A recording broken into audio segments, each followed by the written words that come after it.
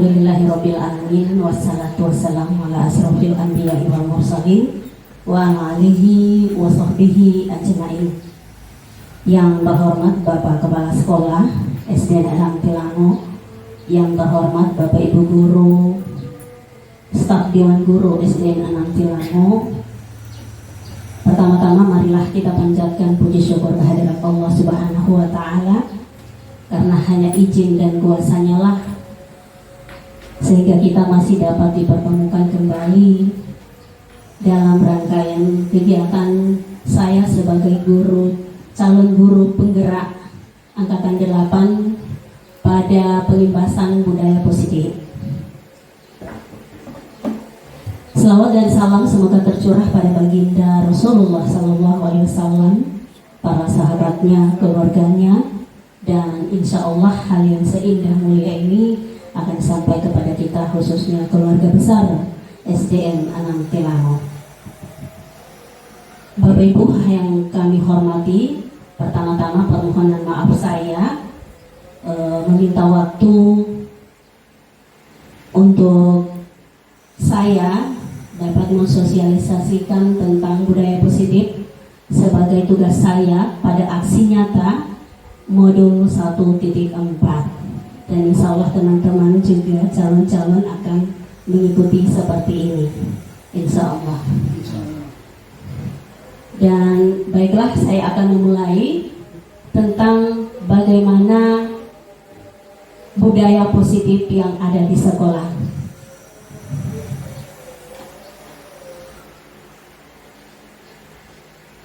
Nah, Bapak Ibu, tujuan pengibasan yang saya lakukan yaitu melakukan aksi nyata yang efektif dengan mewujudkan kolaborasi peserta seluruh pemangku kepentingan sekolah agar tercipta budaya positif yang dapat mengembangkan karakter murid. Itu tujuan saya, yaitu melakukan aksi nyata pada kegiatan modul 1.4. Dan alhamdulillah kini kita sudah mulai pada modul 2.1. Yang kedua, menjelaskan konsep budaya positif yang berdasarkan pada konsep perubahan paradigma stimulus respon ke teori kontrol serta nilai-nilai kebajikan universal. Terakhir, menjelaskan konsep budaya positif melalui makna disiplin, keyakinan kelas, hukuman dan penghargaan, 5 kebutuhan dasar manusia, restitusi dengan 5 posisi kontrol, dan terakhir adalah segitiga restitusi. Nah, Bapak Ibu, kita ketahui bersama bahwa budaya positif yang ada di sekolah. Nah, sekolah ini merupakan salah satu institusi atau tempat untuk pembentukan karakter peserta didik.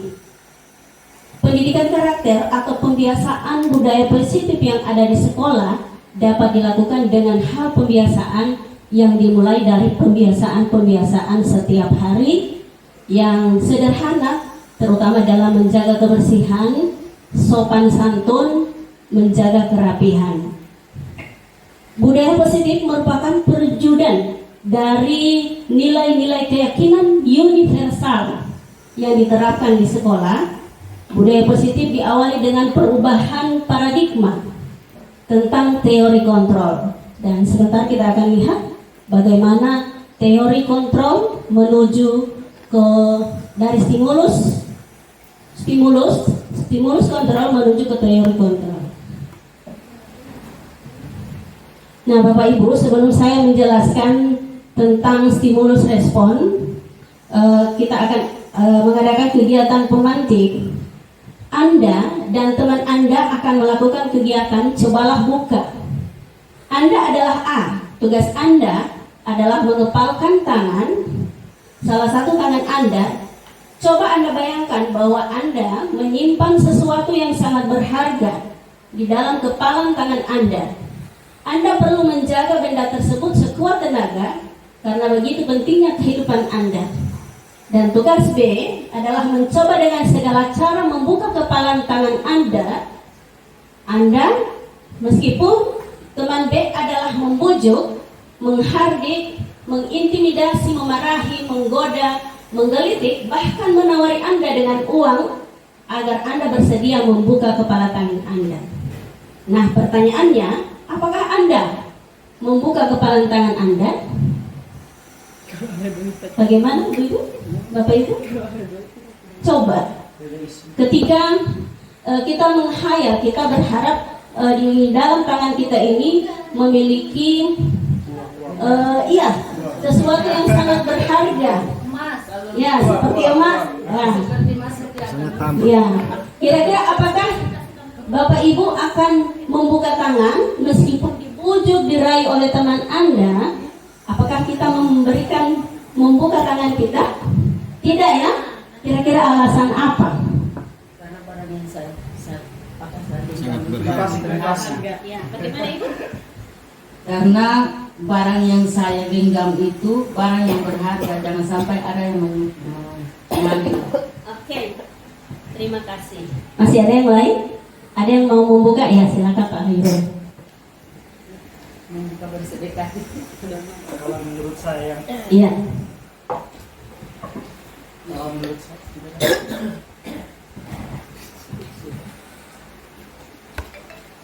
kalau menurut saya, yang saya genggam ini adalah sesuatu yang sangat berharga buat saya.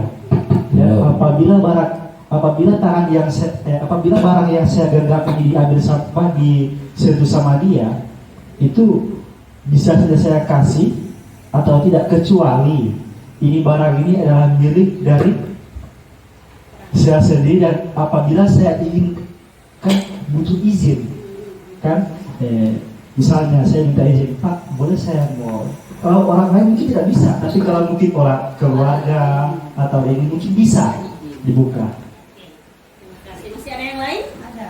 Ibu Ketua.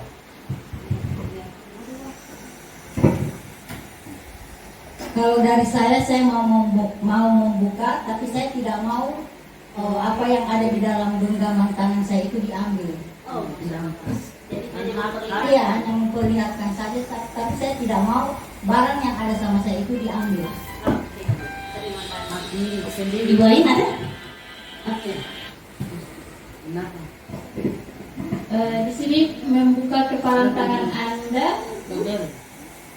Jadi saya tidak mau. Saya tidak mau membuka tangan ini meskipun ada yang memarahi, menggoda, menggelitik, bahkan menawari Anda uang. Saya tidak mau membuka tangan ini milik saya. Saya tidak akan memberi izin kepada siapapun yang mau membukanya. Masya Allah. Ya, bagus sekali jawabannya Ibu Ain, dan teman-teman juga sangat bagus jawabannya. Alhamdulillah. Nah, mari kita lihat Ibu-ibu.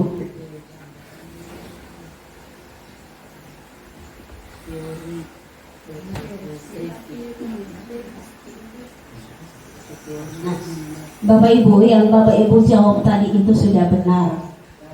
Yang dapat membuka diri kita itu hanya kita sendiri.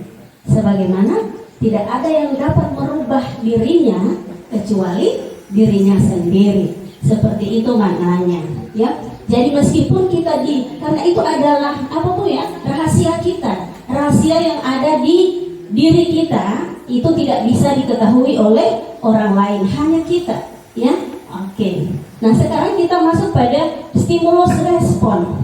Nah, teori behavioristik, menurut teori ini dalam belajar yang terpenting adalah input yang berupa stimulus dan output yang berupa respon. Stimulus adalah apa saja yang diberikan oleh guru kepada peserta didik, sedangkan respon adalah berupa reaksi atau tanggapan peserta didik. Munculnya perilaku akan semakin kuat bila diberikan penguatan. Ini semua bukan transport. Nah, oke. Bila diberikan penguatan akan menghilang bila dikenai hukuman. Lanjut, teori kontrol. Nah, kita masuk pada teori kontrol. Nah, ini yang seharusnya pegangan dari seorang guru adalah teori kontrol.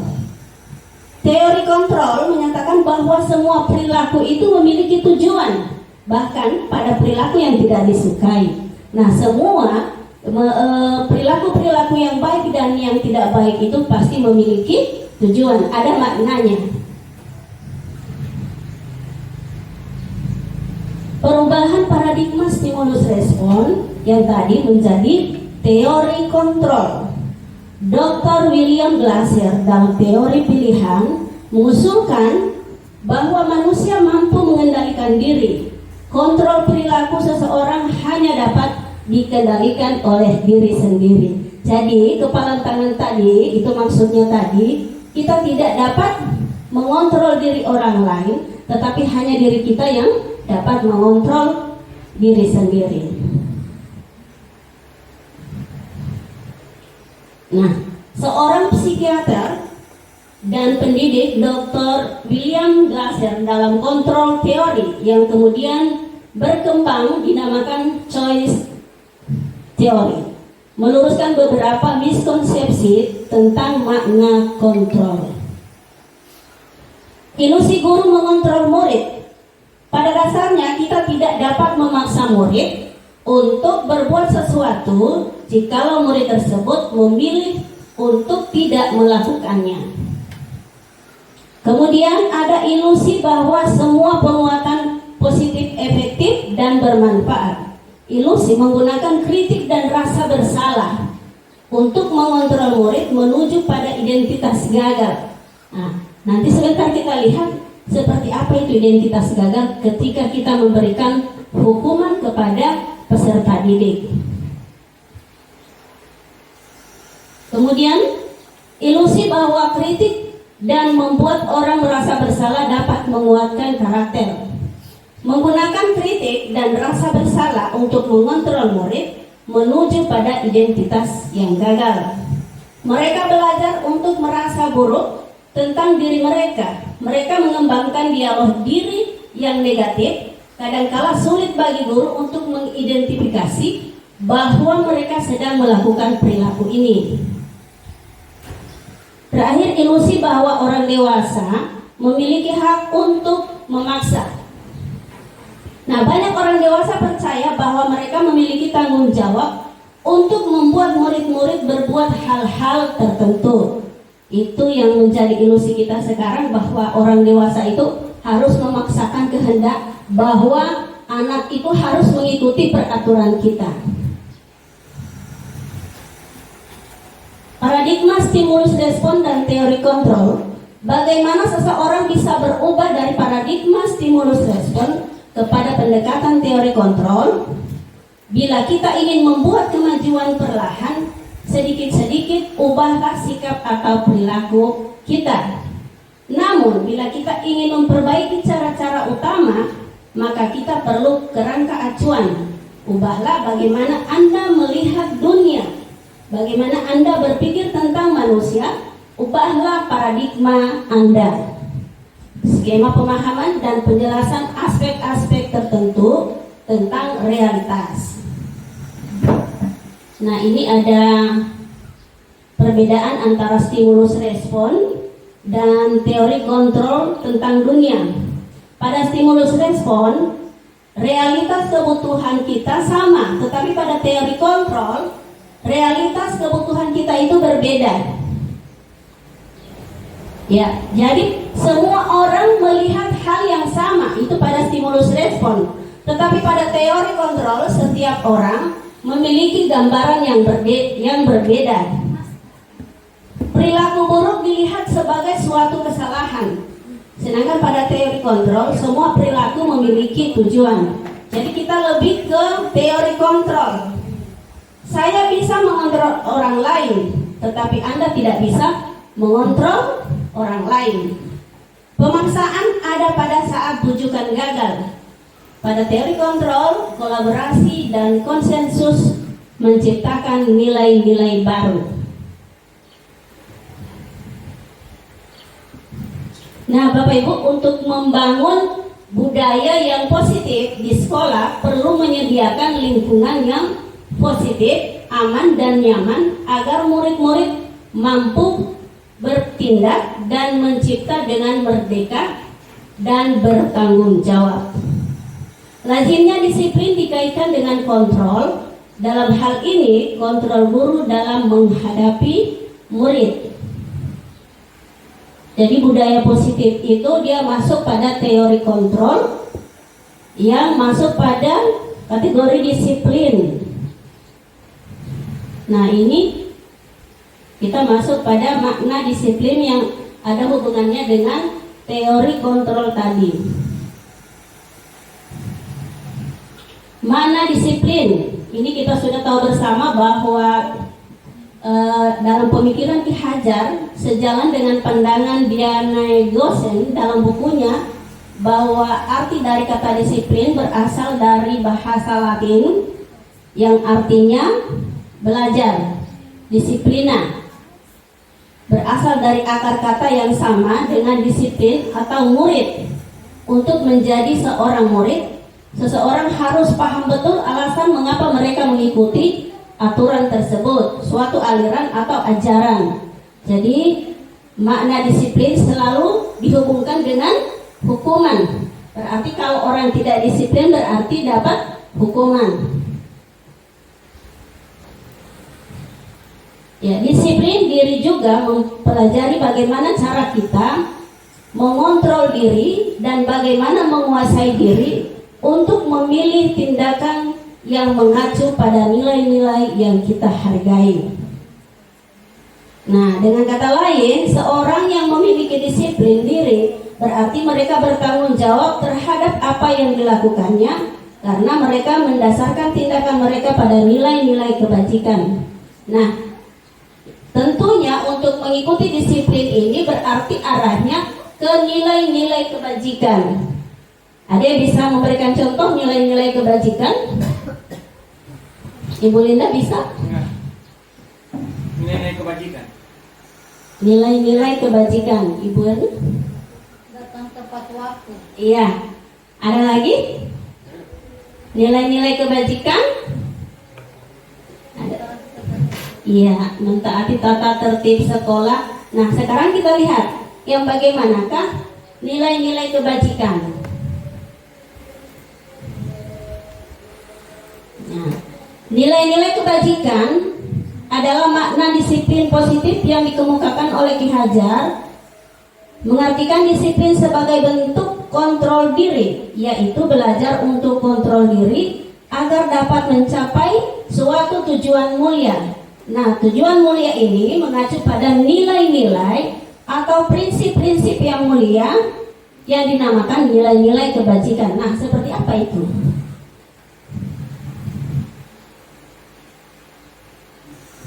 Nah, ini adapun nilai-nilai kebajikan yang ingin dicapai oleh setiap anak Indonesia, ini seperti ada pada gambar profil pelajar Pancasila. Profil pelajar Pancasila itu terdiri dari 6 dimensi. Apa-apa itu ibu-ibu?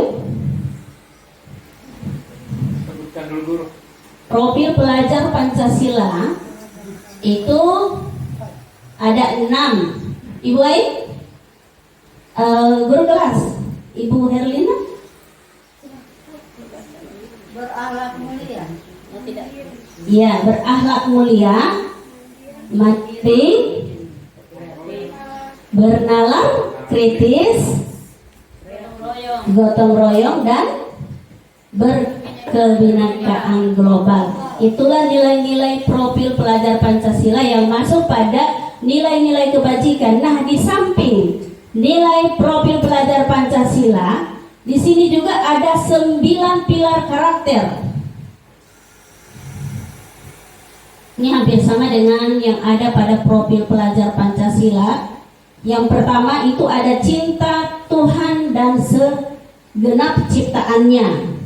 Kemudian jujur, amanah, dan berkata bijak. Yang keempat, hemat, santun, hormat, santun, dan pendengar yang baik. Kemudian dermawan, suka menolong, percaya diri, pemimpin yang baik dan adil, baik dan hati, toleransi, cinta damai. Kemudian yang ke-10 ini keempat ya, kebersihan, kerapian, kesehatan, dan keamanan. Dia masuk pada 9 pilar karakter. Terus ditambah dengan keempat, itu masuk pada nilai-nilai kebajikan. Banyak sekali itu impian kita tentang nilai-nilai kebajikan. Kemudian di samping profil pelajar Pancasila dan 9 pilar karakter tadi, masih ada sikap murid yang masuk dalam nilai-nilai kebajikan universal, yaitu toleransi, rasa hormat, integritas, mandiri, menghargai, antusias, empati, keingintahuan, kreativitas, kerjasama, dan percaya diri. Itu saya baca itu ada beberapa macam. Saya hanya ambil 3 nilai-nilai kebajikan.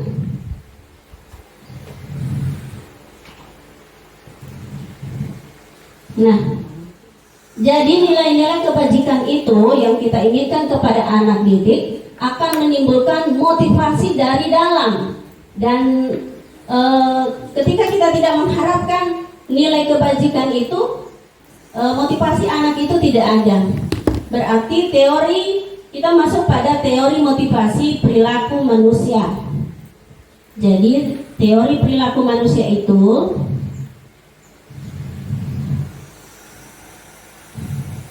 ada motivasi eksternal untuk menghindari ketidaknyamanan, hukuman, apa yang akan terjadi apabila saya tidak melakukannya. Itu teori perilaku manusia. Kemudian motivasi eksternal masih tetap sama, untuk mendapatkan imbalan dari orang lain, apa yang akan saya dapatkan apabila saya melakukannya. Nah, ketika kita melakukan sesuatu itu kan ada motivasi-motivasi lain yang membangkitkan semangat kita, seperti mendapatkan penghargaan, mendapatkan pujian. Itu adalah motivasi eksternal. Tetapi kalau motivasi internal itu dia lahir dalam diri kita sendiri. Pertama, untuk menghargai diri sendiri, saya akan menjadi orang seperti apa jika saya melakukannya. Itu masuk pada motivasi internal.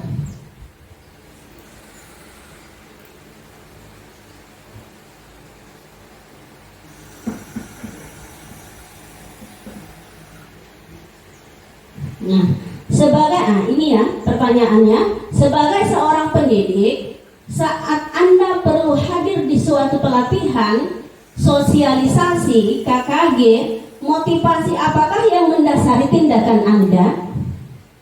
Apakah Anda hadir karena tidak ingin ditegur oleh pihak panitia atau pengawas Anda dan mendapatkan surat teguran, menghindari ketidaknyamanan? Dia masuk pada menghindari ketidaknyamanan dan hukuman. Atau Anda ingin dilihat dan dipuji oleh lingkungan Anda, atau mendapat penghargaan sebagai kepala sekolah berprestasi atau guru berprestasi. Dia masuk pada eksternal, mendapatkan imbalan atau penghargaan dari orang lain.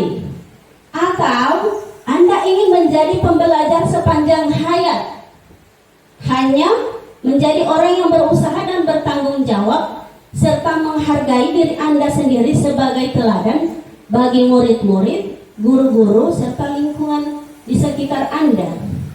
Kira-kira kita masuk di kategori yang mana? Yang terakhir ya? Oke. Yang kedua kagak mendapatkan pujian. Penghargaan, berarti kita tidak pergi ke KKG itu karena takut dengan pengawas. Tidak seperti itu ya.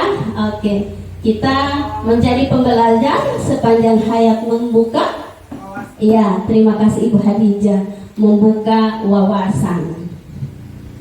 Oke. Nah, ini kebutuhan dasar manusia. Nah, ketika orang lain melakukan pelanggaran, nah, kira-kira makanya kita tidak bisa memvonis bahwa orang itu salah. Tetapi kebutuhan dasar manusia, kebutuhan dasar apa yang dia inginkan ketika dia berbuat salah. Nah, ini ada kebutuhan dasar manusia.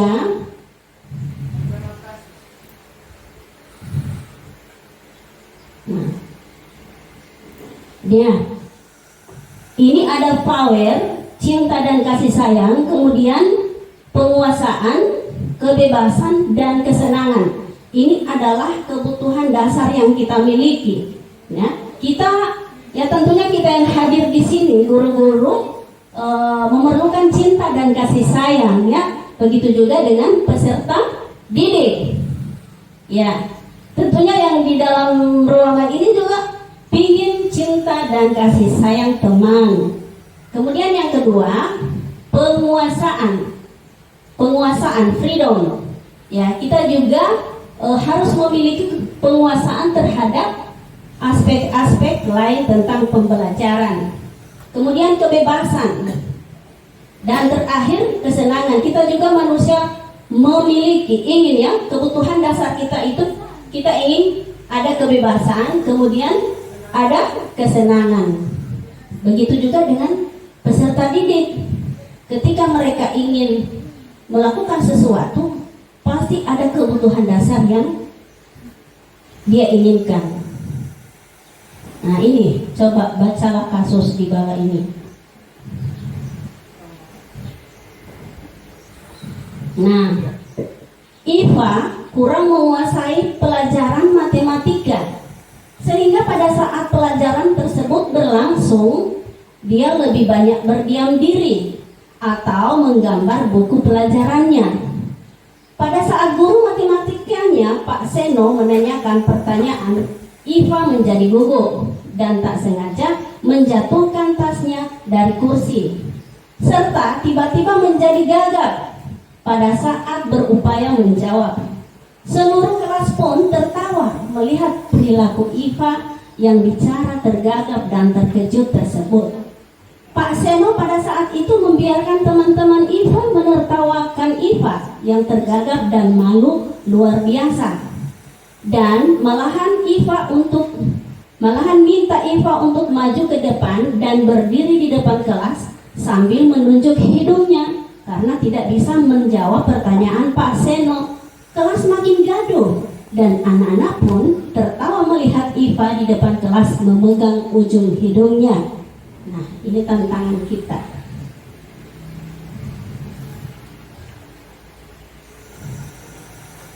Pertanyaannya, nah, apakah Anda setuju dengan tindakan Pak Seno terhadap Iva? Mengapa menurut Anda tindakan Pak Seno terhadap Iva adalah sebuah hukuman atau konsekuensi? Mengapa? Kira-kira menurut ibu-ibu setuju tidak dengan perlakuan dari Pak Seno? Ibu Ain, silakan Ibu Ain. Ya, oh, saya ke bawah.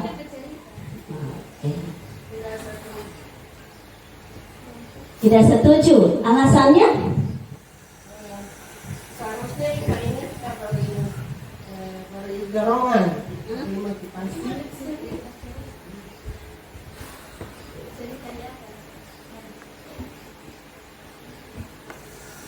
Harusnya ini IPA ini kita beri dorongan, kita beri motivasi untuk bukan kita memberi hukuman atau ejekan kepada. Terima kasih. Oke, terima kasih. Jawaban yang sangat bagus. Bu Herlina, share. Bu Linda, pas. Teman-teman lain, Ibu Herlina. Oke, pas ya. Ya, kita lihat. Berarti dia masuk pada hukuman atau konsekuensi. Pak Seno ini masuk di hukuman atau konsekuensi? Apa ya? Ibu Herlina, ketika dia menghukum Iva, apa itu masuk hukuman atau konsekuensi? Hukuman. Iya, dia masuk di hukuman.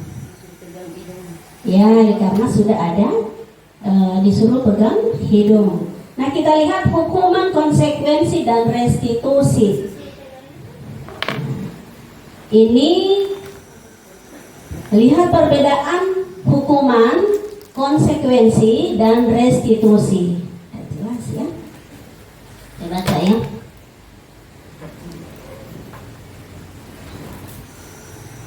Nah, hukuman adalah sesuatu yang menyakitkan harus terjadi. Kemudian, sedangkan konsekuensi sesuatu harus terjadi. Restitusi,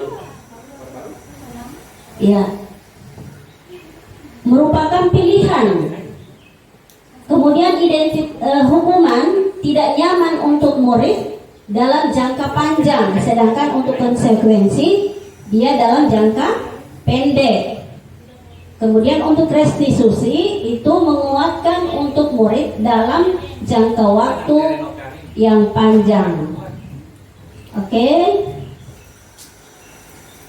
Perbedaan antara hukuman, konsekuensi. Nah, berdasarkan bagian di atas, maka kita bisa menyimpulkan bahwa hukuman bersifat tidak terencana atau tiba-tiba.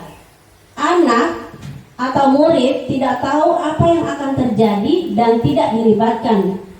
Hukuman bersifat satu arah dari pihak guru yang memberikan, dan murid hanya menerima suatu hukuman tanpa melalui suatu kesepakatan atau pengarahan dari pihak guru. Jadi hukuman itu sangat menyakitkan. Nah, ini kan konsekuensi.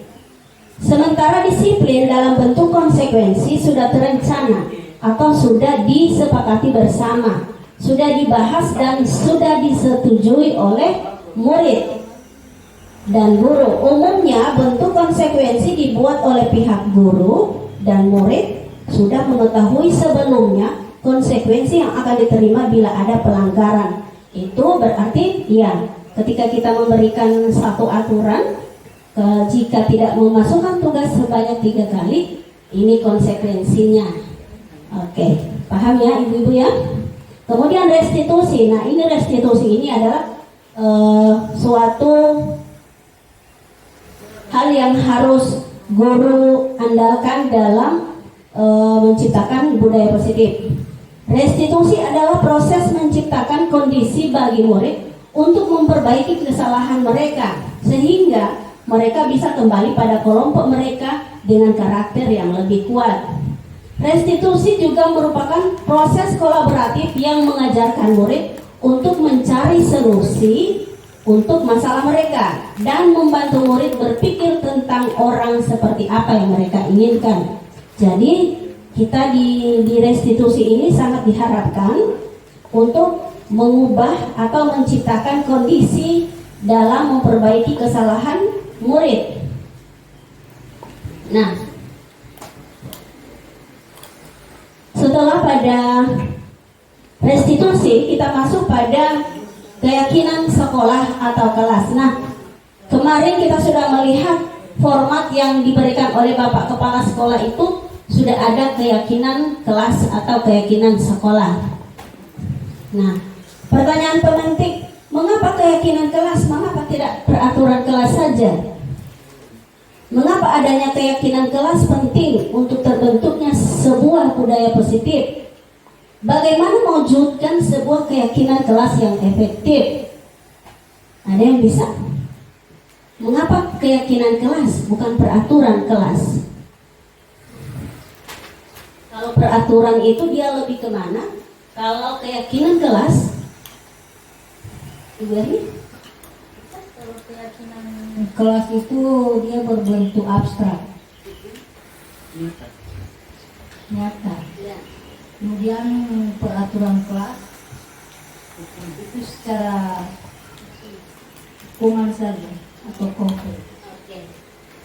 Terima kasih Bu Nur Ain. Oke. Bu Ain? Pak Hairul. Silakan untuk menambah jawaban dari Ibu Erni, mengapa keyakinan kelas bukan peraturan kelas?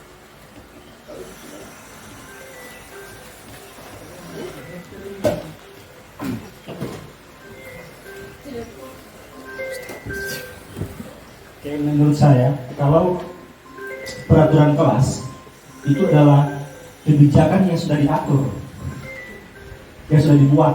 Sedangkan keyakinan kelas itu adalah kebijaksanaan yang bisa saja aturan itu tertulis tapi masih ada toleransi. Menurut saya seperti itu. Oke, terima kasih. Pak Nujul bisa memberikan jawaban? Belum. Bu Herlina? Sama. Oke, terima kasih atas jawabannya. Jawaban yang sangat bagus. Nah, kita lihat. Ya. Peraturan itu dia lebih mendasar apa yang disampaikan oleh Bu Herlina dari PH itu benar. Dia ya konkret ya. Peraturan itu dibuat oleh guru, kita yang mau ya. Kita mau bahwa murid ini harus mengikuti aturan ini. Tetapi kalau keyakinan kelas itu yang harus disepakati antara guru dan murid, sama-sama menyukai, sama-sama setuju dengan kesepakatan yang dibuat di dalam kelas. Itulah keyakinan. Keyakinan itu kan percaya. Jadi sama-sama saling percaya. Oke? Nah, nilai-nilai keselamatan atau kesehatan inilah yang kita sebut sebagai suatu keyakinan, yaitu nilai-nilai kebajikan universal yang disepakati secara tersirat dan tersurat, lepas dari latar belakang suku, negara, bahasa maupun agama. Seperti yang sudah disampaikan sebelumnya bahwa nilai kebajikan menekankan pada keyakinan seseorang. Jadi yang kita kita cantumkan dalam keyakinan itu masuk pada nilai-nilai kebajikan. Itu yang kita harapkan. Kegiatan yang bisa dilakukan agar dapat menentukan keyakinan sekolah atau kelas adalah mempersilakan murid-murid di kelas untuk bercurah pendapat tentang peraturan yang perlu disepakati di dalam kelas, mencatat semua masukan-masukan para murid di papan tulis atau di kertas besar, kertas ukuran poster, di mana semua anggota kelas bisa melihat hasil curah pendapat. Nah, susunlah keyakinan. Nah, ibu-ibu, bapak-bapak, apakah kita sudah melakukan keyakinan kelas? Sudah membuat keyakinan kelas? Sudah ya? Kelas 1 sudah. Kelas 2? Kelas 2? Kelas 2 sudah membuat keyakinan kelas? Sudah ada kesepakatan dalam kelas ya? Oke, kelas 3? Kelas 3 juga sudah ada ya? Iya, sudah. Iya, Ibu Linda masih sibuk. Kemudian kelas 4 sudah ya? Sudah membuat keyakinan kelas? Belum, insya Allah setelah ini kita akan membuat keyakinan kelas. Kelas 5, 6? Kelas 5? Kelas 5? Sudah ya? Iya, kelas 6? Sudah dibuat. Iya, sudah dibuat. Alhamdulillah kemarin saya sudah mempraktekkan membuat keyakinan kelas. Membuat keyakinan kelas. Kelas 1 sudah. Kelas 2 yang belum. Kelas 3 sudah. Kelas 4 belum. Sudah ya? Kelas 5 sudah. Kelas 6 juga sudah. Nah, bagaimana cara kita membuat keyakinan kelas? Kita minta kesepakatan kelas, curah pendapat dari murid-murid. Ya, kira-kira di dalam kelas ini apa yang harus, ibu tidak boleh ini, tidak boleh keluar, harus diam. Nah, seperti itu aturan-aturan yang lalu itu tata tertib ya, tetapi sekarang lebih diperjelas melalui pendekatan-pendekatan terhadap siswa. Jadi keyakinan yang lalu itu kesepakatan, sekarang sudah diganti lagi jadi keyakinan kelas. Kesepakatan yang dibuat, peraturan yang dibuat di dalam kelas. Ada juga yang di sekolah. Yang di sekolah itu saya mengarah pada janji siswa yang disebut anak-anak. Mungkin itu bisa menjadi satu keyakinan sekolah Pak ya? Yang janji siswa. Kemudian setelah anak-anak memberikan curah pendapat itu ditulis, kemudian ditempelkan pada kertas-kertas.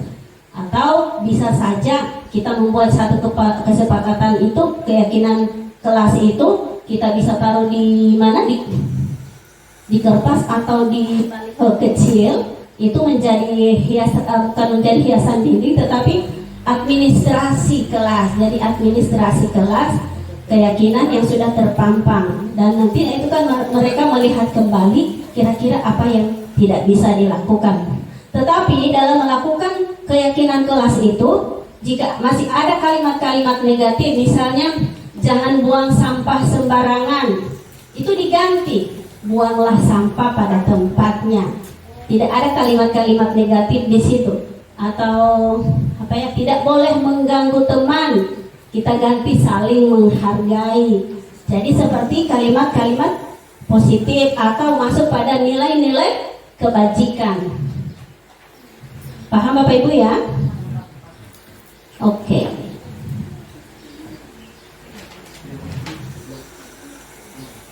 Nah, ini kita berada di 5 posisi kontrol. Setelah kita pada keyakinan kelas, kita sebagai guru ini masuk di mana?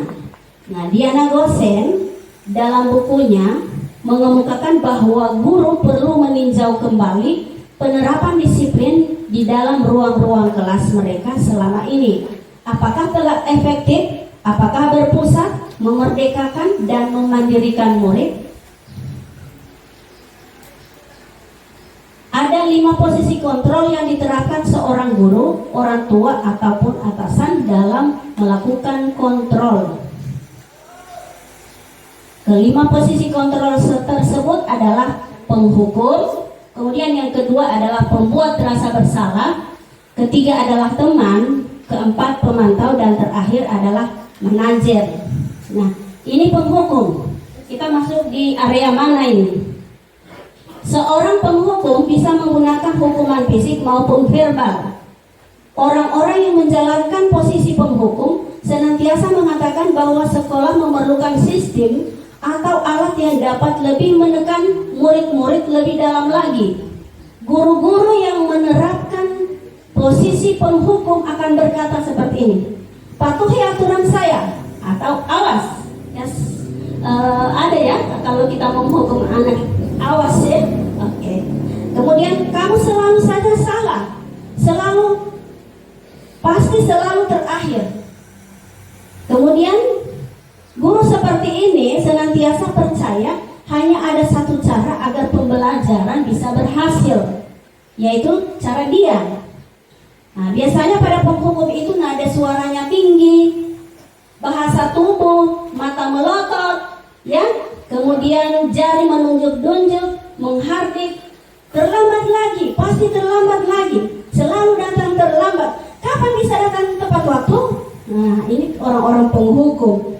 Tanyakan kepada diri Anda, bagaimana perasaan murid bila guru berbicara seperti itu pada saat muridnya datang terlambat? Hasilnya, kemungkinan murid marah, dendam, bersifat agresif.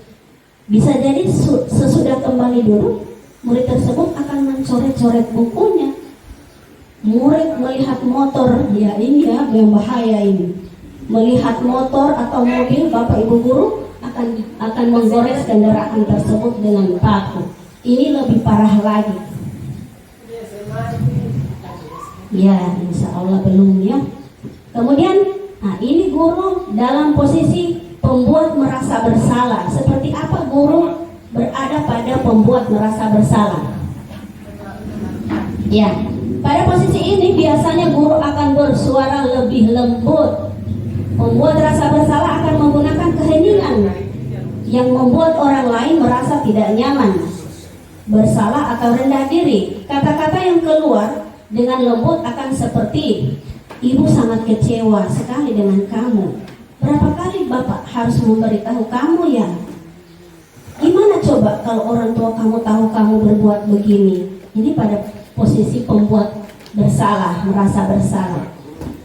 Nah, di posisi ini murid akan memiliki penilaian diri yang buruk tentang diri mereka. Murid merasa tidak berharga dan telah mengecewakan orang-orang disayanginya.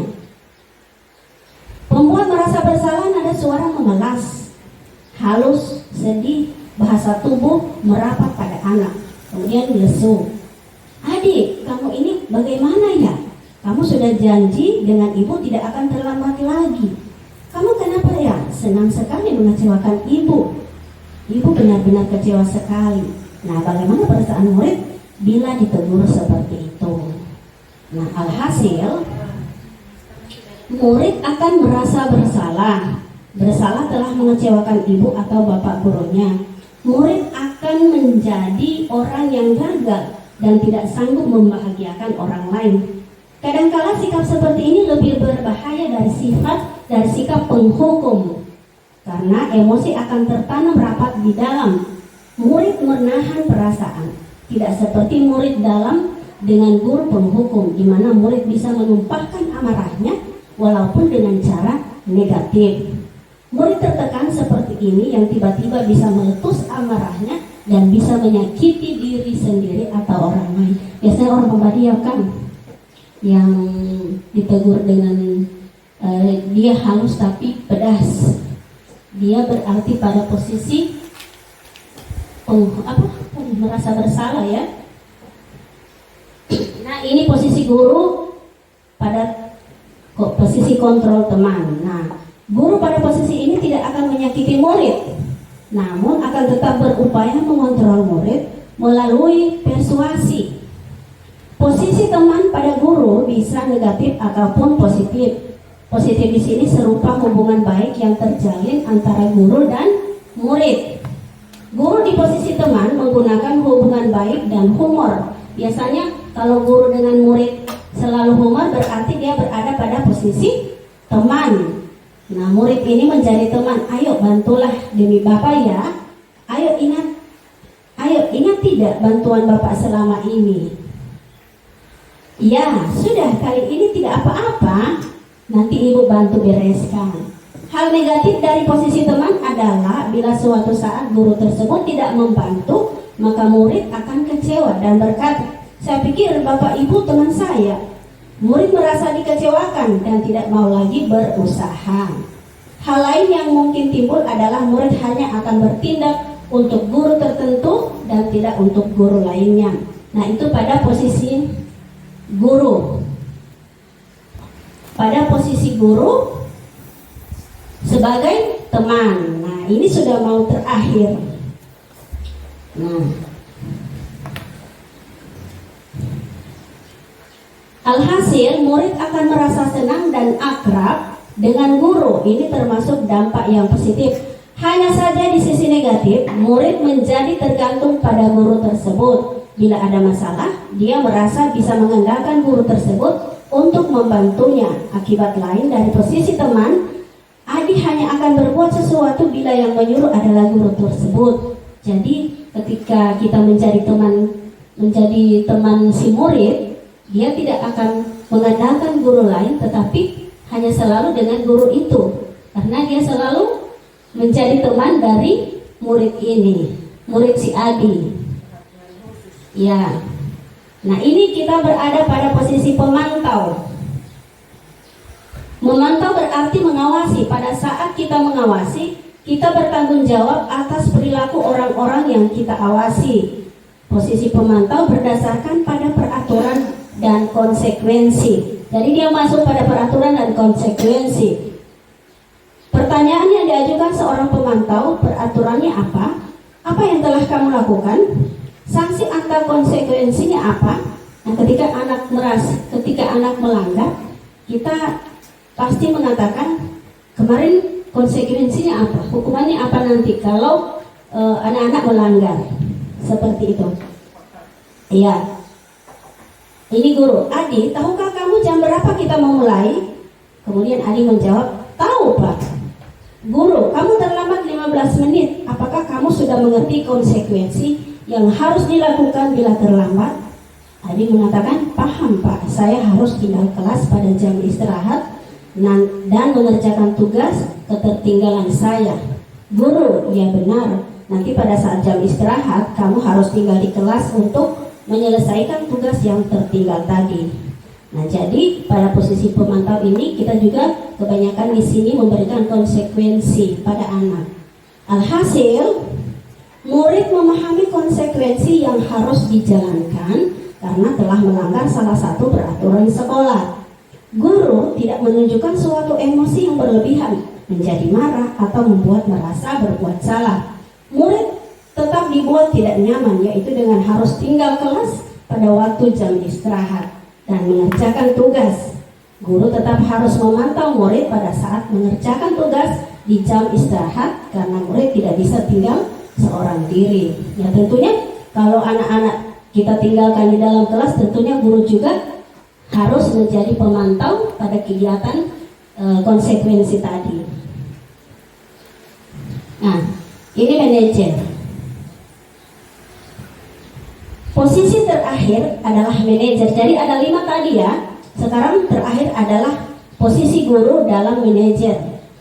Posisi ini di mana guru berbuat sesuatu bersama dengan murid, mempersilakan murid mempertanggungjawabkan perilakunya, mendukung murid agar dapat menemukan solusi dan permasalahannya sendiri. Seorang manajer telah memiliki keterampilan di posisi teman atau pemantau. Jadi manajer ini dia lebih ke keterampilan teman maupun keterampilan pemantau. Ya, sedikit lagi. Seorang manajer akan berkata, apa yang kita yakini kembali ke keyakinan kelas. Apakah kamu meyakininya? Jika kamu meyakininya, apakah kamu bersedia memperbaikinya? Kebetulan kemarin saya sudah mempraktekkan 5 posisi kontrol ini, sudah mempraktekkan posisi kontrol pada manajer. Kemarin saya alhamdulillah dibantu oleh Ibu Hadijah menemukan kasus anak yang mendorong-dorong pintu. Ketika dibuka oleh Ibu Hadijah, mereka lari. Dan alhamdulillah saya dapat suatu aksi nyata yang harus yang harus saya jadikan bahan tugas saya, dialog bersama siswa pada segitiga restitusi. Sebentar kita lihat bagaimana segitiga restitusi. Dan pada segitiga restitusi itu kita dimohon untuk menjadi guru dalam manajer. Jadi yang lebih aman ini adalah posisi guru yang pada poin 5 ini. Nah, ini segitiga restitusi. Ini yang terakhir adalah segitiga restitusi.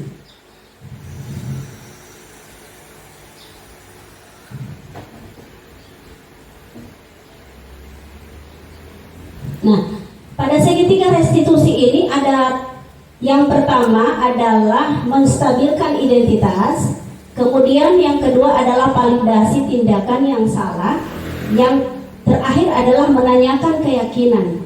Nah, untuk seorang manajer, seorang guru, ketika ada masalah, kita langsung pada menstabilkan identitas.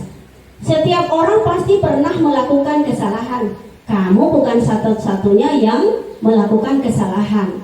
Kemudian validasi tindakan yang salah. Kamu tentu punya alasan mengapa melakukan itu. Adakah cara yang lebih efektif untuk mendapatkan apa yang kamu butuhkan?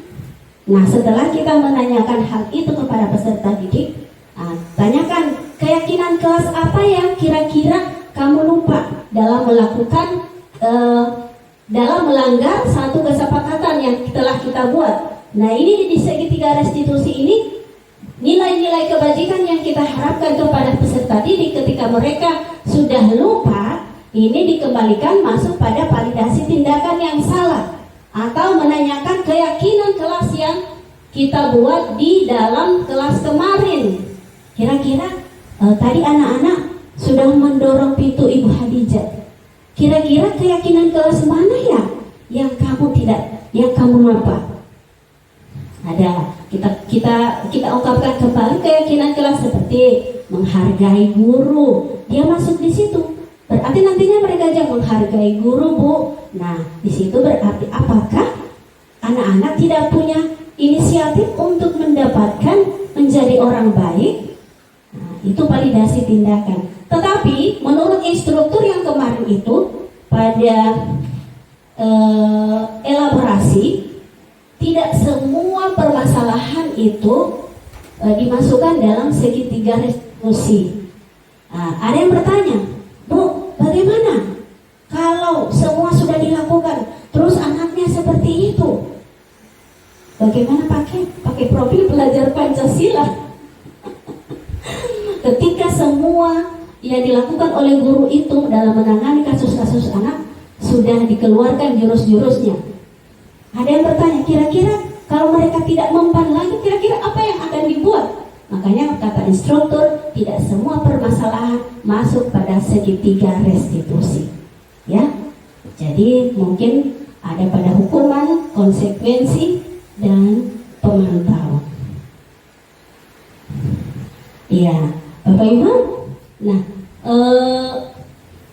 ada yang bisa menceritakan pengalaman di dalam kelas seperti apa, atau membuat keyakinan kelas? Ya, waktu kita masih 4 menit, kita gunakan untuk sharing pendapat. Bu Linda, Bu Fitri, bagaimana kalau membuat kesepakatan kelas itu seperti apa? Atau dalam menstabilkan ini pakai segitiga restitusi, mana yang belum dipahami? Oke, silakan Pak Hairul. Saya coba membantu yang tadi, meneruskan tadi. Untuk kesepakatan kelas, itu kan selain dari yang Ibu katakan tadi itu, ada juga yang tidak boleh bawa makanan dalam kelas. Nah, baru berikut, setelah itu tidak boleh buang sampah sembarangan, atau apalagi di dalam laci. Nah, kita buat kesepakatan dalam kelas, kalau ada yang melanggar berarti akan diberikan sanksi seperti apa. Misalnya kalau dia membuat itu, apa yang dikasih sama dia, itu seperti apa. Jadi mungkin cuma itu dari saya. Terima kasih. Terima kasih. Ya, pertanyaan yang sangat bagus. Kira-kira apa yang akan kita berikan ke anak ketika dia melanggar keyakinan yang kita buat? Ya, tentunya kita melakukan konsekuensi. Kira-kira kalau ini dilanggar, ya apa yang kita beri ke anak ini? Kemudian boleh kita berbicara dalam segitiga restitusi. Nah, ya, menstabilkan kesalahan yang tadi, kesalahan yang gagal menjadi sukses. Nah, kita ajak teman itu, ajak murid ini untuk berbicara langsung dengan kita. Kenapa kau melakukan itu? Tentunya kamu ya melakukan hal itu. Ya. Kalau sudah pernah coba itu, alhamdulillah ada beberapa perubahan ya terhadap peserta didik, dan suasana kelas itu jadi aman ketika saya melakukan, meskipun untuk kelas 1 itu ya 5 menit kita melakukan kesepakatan atau keyakinan kelas, tidak lama lagi. Tetapi yang bagusnya di kelas 1 itu, setiap mereka keluar mereka pamit, dan setiap kelas itu saya sudah buat begitu. Dan alhamdulillah untuk kelas 3 tadi alhamdulillah aman-aman, karena kita sudah mulai melakukan keyakinan kelas. Jadi seperti itu Pak Hairul, seandainya kita berbicara, kasih kesepakatan, konsekuensinya dengan peserta didik. Jadi ketika mereka melanggar, kita boleh mencari teman. Nah, kenapa kau masuk dalam segitiga restitusi, menstabilkan identitas, validasi tindakan, kemudian keyakinan apa, menanyakan keyakinan. Kira-kira keyakinan apa yang telah kamu lupa sehingga kamu melakukan hal itu? Diingatkan kembali. Ya, masih ada Bapak Ibu? Masih ada? Oke, pas. Alhamdulillah. Semoga penyampaian yang dapat saya sampaikan akan bermanfaat bagi kita semua, khususnya saya pribadi. Meskipun ini hanya merupakan tugas saya sebagai CGP, tapi setidaknya dapat kita implementasikan bersama di sekolah kita untuk mewujudkan visi misi yang kemarin kita buat, yaitu berarti melalui jalur nilai-nilai universal atau nilai-nilai kebajikan universal. Insya Allah dengan kolaborasi kita bersama selaku pemangku kepentingan yang berada di sekolah, insya Allah kita sama-sama bisa mengangkat SDN 6 Pilango ini ke depan. Terima kasih. Wabillahi taufiq wal hidayah. Wassalamualaikum warahmatullahi wabarakatuh. Waalaikumsalam warahmatullahi wabarakatuh.